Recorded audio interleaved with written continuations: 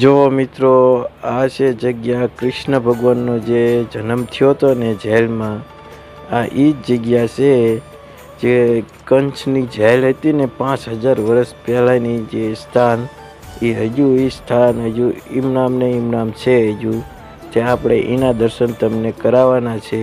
અને આ જે કુંડ છે ને એ દેવકી મૈયાએ કૃષ્ણ ભગવાનના પહેલી દાન કપડાં ધોયા હતા ને આ એ કુંડ છે. આ જે તમે જોશો એ મંદિરનો દરવાજો છે. અહીંયા ફૂલ સિક્યુરિટી છે અંદર. મિત્રો પછી જે પાછળ જે જોવો છો એ જ મેન મંદિર છે અને એની બાજુમાં જે આપણે કંચની જેલ હતી ને એ જેલ છે. જેલ તો પણ નાની એવી છે પણ મંદિર બહુ મોટું બનાવ્યું છે.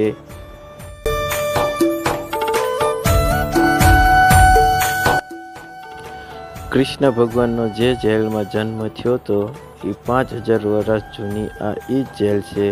જે જેલમાં જે ભગવાન શ્રી કૃષ્ણને વાસુદેવ ગોકુળ જે મૂક્યા હતા ટોપલામાંથી, આ એ જ જેલ. કૃષ્ણ ભગવાનને ટોપલામાં લઈને ગોકુળ મૂકીને આવ્યા હતા. આ એ જ જેલમાંથી આવ્યા હતા. અને અહીંયા જે કંચના પહેરેદાર હતા એ બધા સૂઈ ગયા હતા.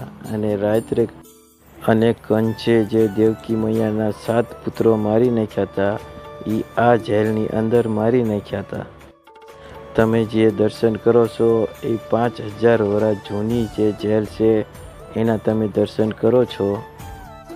આ જેલ રહી કંચના મહેલથી 2 કિલોમીટર દૂર છે.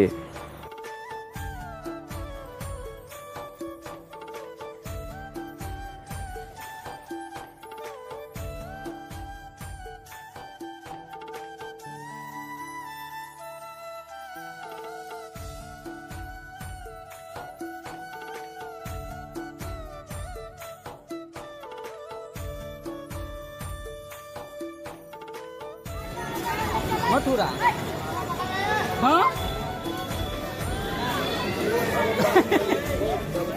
મથુરાની બજાર છે.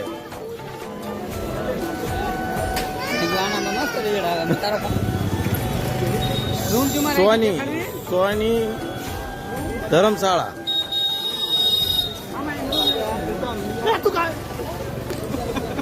એલા બાદ છો ને એલા ચોખ્ખી થઈ જાઓ બજાર સાફ કરી, નગર હમણાં તો કચરો હતો.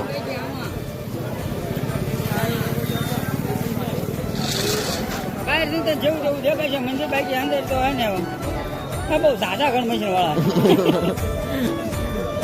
અને તો પુના માવન કાગળીઓ ને લઈ જવા દેતા. બધાને તપાસ કરે. અહીંથી ફોન લઈ લે છે અને આ ગેટ દ્વાર છે. અહીંથી મંદિરની અંદર એન્ટ્રી. આ જે સામે દેખાય ને પહેલો ગેટ છે. પહેલા ગેટમાંથી થોડાક અંદર આવો ને એટલે મંદિર નજરમાં આવી જાય છે. અને એની બહાર છે જે કુંડ, મોટો હાઈ કુંડ છે.